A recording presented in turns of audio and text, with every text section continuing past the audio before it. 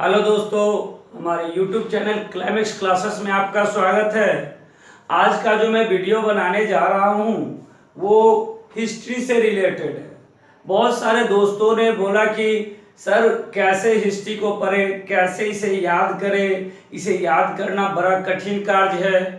तो हिस्ट्री को आप रटे नहीं, मेरे हिसाब से आप हिस्ट्री को समझे, हिस्ट्री को काल के अनुसार से उसे बांट दे, उसके बाद उसे समझकर पढ़े। हिस्ट्री समझना बहुत आसान हो जाएगा। चलिए मैं आपको समझाता हूँ कि हिस्ट्री को कैसे याद करना है, और आने वाले वीडियो मैं इसी काल के अनुसार से देते रहूँगा जो आप आसानी से समझ सकते हैं देख के। चलिए सबसे पहले हमारा भारत का जो इतिहास है इसे हम 3 भागों में बांटते हैं। पहला प्राचीन इतिहास, दूसरा मध्यकालीन इतिहास और तीसरा आधुनिक इतिहास। प्राचीन इतिहास का जो काल होता है वो कई भागों में बांटा जाता है, और प्राचीन काल में इससे रिलेटेड बहुत सारा, जैसे स्टोन एज होता है, इंडस वैली सिविलाइजेशन, उसके बाद आर्य लोग जब हमारे भारत में आते हैं तो वैदिक पीरियड, उत्तर वैदिक पीरियड, बहुत सारे टर्म्स है जिसे मैं समझाऊंगा, और उसे आप समझने के बाद आप आसानी से इसे माइंड में रखेंगे, और माइंड में रख के उससे रिलेटेड जितने भी क्वेश्चन आएंगे उसे आप सॉल्व कर सकते हैं।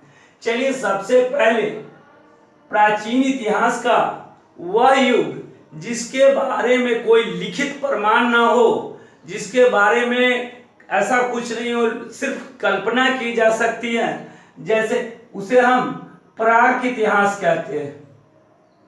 प्राक इतिहास कहते हैं जिसका कोई लिखित प्रमाण ना हो। उसके बाद जो स्टोन एज आता है, स्टोन एज पाषाण काल जो होता है उसे हम 3 भागों में बांटते हैं। फर्स्ट भाग जो होता है पूरा पाषाण काल, यानी पैलियोलिथिक एरा। पैलियोलिथिक एरा जो होता है वह 20 लाख ईस्वी पूर्व से लेकर 12,000 ईस्वी पूर्व तक, इसे हम पूरा पाषाण काल के नाम से जानते हैं। इस युग में बहुत सारे ऐसे कुछ तो नहीं हुए, लेकिन सर्वप्रथम मनुष्य ने जो आर्ट का आविष्कार किया था इसी युग में किया था। उसके बाद आते हैं मध्य पाषाण काल, यानी मेसोलिथिक एरा। यह 12,000 ईस्वी पूर्व से लेकर 10,000 ईस्वी पूर्व तक का जो पीरियड है इसे हम मध्य पाषाण काल के नाम से जानते हैं। इसमें मनुष्य जो था वो थोड़ा बहुत अस्थायी रूप से रहने की कोशिश करने लगा था, और वो गुफाओं में ही रहता था। कहीं कहीं थोड़ी बहुत खेती भी शुरू हो गई थी। उसके बाद जो युग आता है नवपाषाण काल, नवपाषाण काल का जो पीरियड बोला जाता है वो 10,000, कोई किसी बुक में 10,000 होता है तो किसी में 9500, यानी 10,000 से लेके मान के चलिए 10,000 या 9500, जो भी ऑप्शन हो उसे आप, दोनों में से कोई एक ऑप्शन होंगे उसे ही आप टिक करेंगे। और 4500 से लेके 4,000 ईस्वी पूर्व, यानी नवपाषाण काल का जो युग था वह 10,000 से लेके और 4500 ईस्वी पूर्व का जो युग था वो नवपाषाण युग था। और इस युग में मनुष्य ने छोटे औजार का इस्तेमाल करना शुरू किया था। जैसे वो औजार पत्थर के ही होते थे, लेकिन औजार का इस्तेमाल करना शुरू किया, अस्थायी निवास करके रहने लगे, खेती बाड़ी करने लगे। लेकिन इसी युग के बीच में, नवपाषाण काल के ही बीच में एक युग था ताम्रपाषाण काल। इसे हम इसलिए कहते हैं ताम्रपाषाण, इंग्लिश में इसे कैल्कोलिथिक एरा कहा जाता है, क्योंकि इसी युग में तांबा की खोज हुई थी, और मनुष्य जो तांबे का भी कुछ हथियार बनाना, औजार बनाना शुरू किए थे, जिसमें से एक औजार जो था वह मेहरगढ़ जो आज पाकिस्तान में पड़ता है वहां से खुदाई के बाद प्राप्त हुआ था।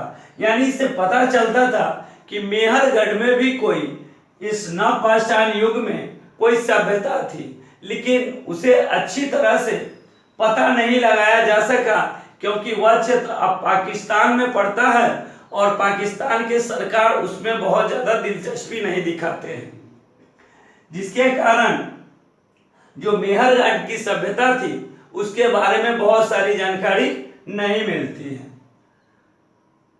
ताम्रपाषाण युग के बाद हम आते हैं सिंधु घाटी सभ्यता या हड़प्पा सभ्यता। इसे कांस्य युग कहते हैं। कांस्य युग इसलिए कहते हैं कि तांबा और टीन को मिला के यहाँ पे कांस्य बनाया गया था और कांस्य धातु से जो हथियार बनाए गए थे, औजार बनाए गए थे, उनका इस्तेमाल इसी सभ्यता में हुआ था। और इस सभ्यता का जो टाइम पीरियड जो कहा जाता है, यानी बहुत सारे बुक में, बहुत सारे इतिहासकार में मतभेद है, लेकिन जो हम ऑथेंटिक रूप से मानते हैं वो यही है, 2500 ईस्वी पूर्व से लेके 1750 ईस्वी पूर्व यह सिंधु घाटी सभ्यता का समय था। उसके बाद क्या होता है, सिंधु घाटी सभ्यता का पतन होता है और मध्य एशिया से आर्यन लोग भारत की ओर पलायन करते हैं और उसके बाद जो पीरियड शुरू होता है, काल शुरू होता है, वो वैदिक काल होता है और वैदिक काल को ही ऋग्वैदिक काल कहते हैं। इसे लौह युगीन भी कहते हैं क्योंकि वैदिक काल में ही लोहा का आविष्कार हुआ था और यह युग 1500 ईस्वी पूर्व से लेकर 1000 ईस्वी पूर्व का जो समय है उसे वैदिक काल कहा जाता है। इसी काल में ऋग्वेद की रचना की गई थी। उसके बाद आते हैं उत्तर वैदिक काल। उत्तर वैदिक काल में क्या था कि जो 4 वेद हैं वह ऋग्वेद के बाद सामवेद, अथर्ववेद और यजुर्वेद का रचना यही उत्तर वैदिक काल में हुआ था और इसका जो समय है वह 1000 ईस्वी पूर्व से लेकर 600 ईस्वी पूर्व तक था। उसके बाद धीरे धीरे महाजनपद का उदय होना शुरू होता है पूरे भारत के क्षेत्र में। अब जो पाकिस्तान जो भारत के क्षेत्र में पहले था उस क्षेत्र में भी कुछ थे महाजनपद और उन कुल मिला के भारत में 16 महाजनपद का उदय होता है।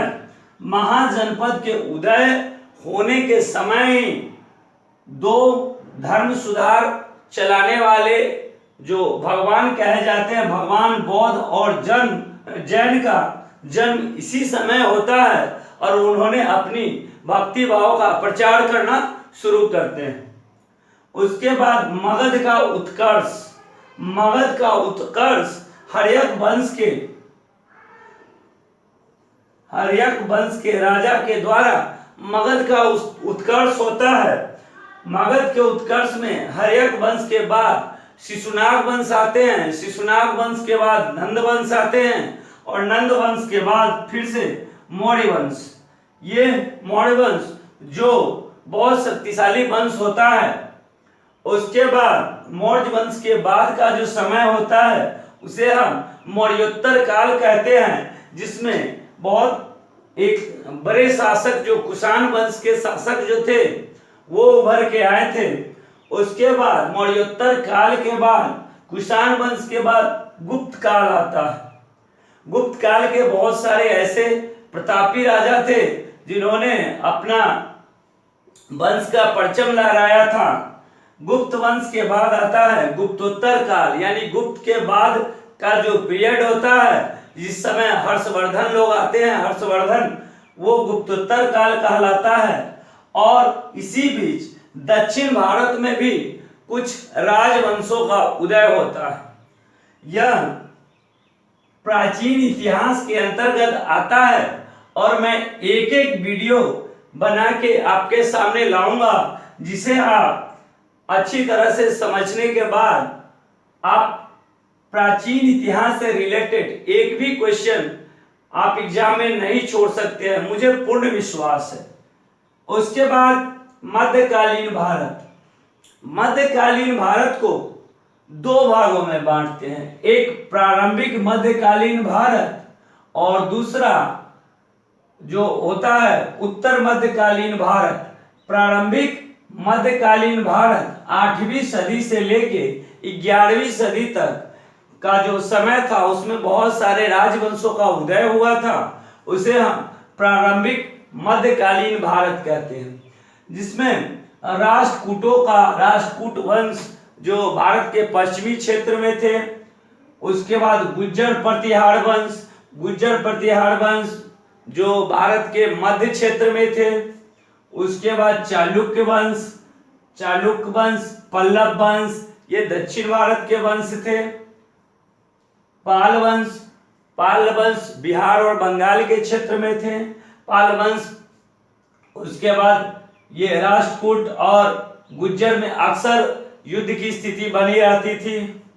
दक्षिण भारत में चोल वंश, कलचुरी वंश का उदय, गंग वंश, होयसल राजवंश, काकतीय वंश, उसके बाद सेन राजवंश, परमार राजवंश और बिहार के क्षेत्र में कर्नाट वंश, जो बिहार के लिए बहुत इंपॉर्टेंट हो जाता है, या मिथिलांचल का जो क्षेत्र था इस क्षेत्र में ही कर्नाट वंश का उदय होता है।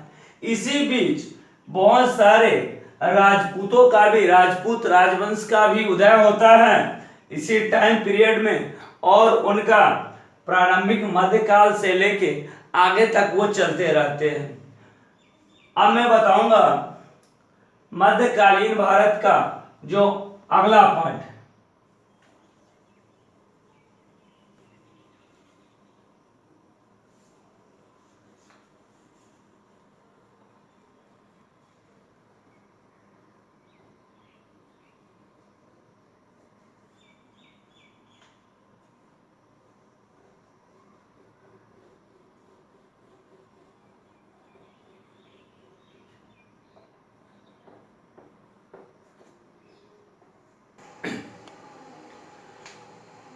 प्राचीन इतिहास के बारे में मैंने बता दिया।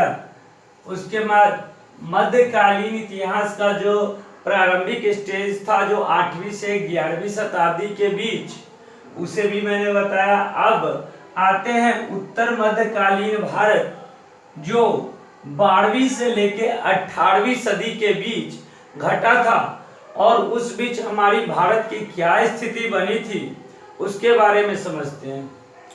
सबसे पहले भारत पर अरबों का आक्रमण होना शुरू हुआ था। पश्चिम क्षेत्र के जो मुस्लिम थे वह भारत की ओर अपना पलायन करके और इधर आक्रमण करके लोगों से लूटपाट करना शुरू कर दिया था। उसके बाद दिल्ली सल्तनत पे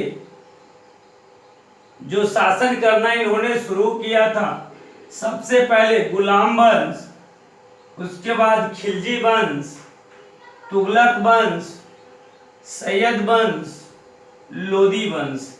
इसे दिल्ली का सल्तनत काल कहा जाता है। उसके बाद सल्तनत काल के उपरांत क्या होता है कि दक्षिण भारत में विजयनगर और बहमनी का शासन चलता है। यानी जिस समय इधर के क्षेत्र में दिल्ली पे ये लोग राज करते हैं, उसी समय दक्षिण भारत में विजयनगर और बहमनी का उदय होता है।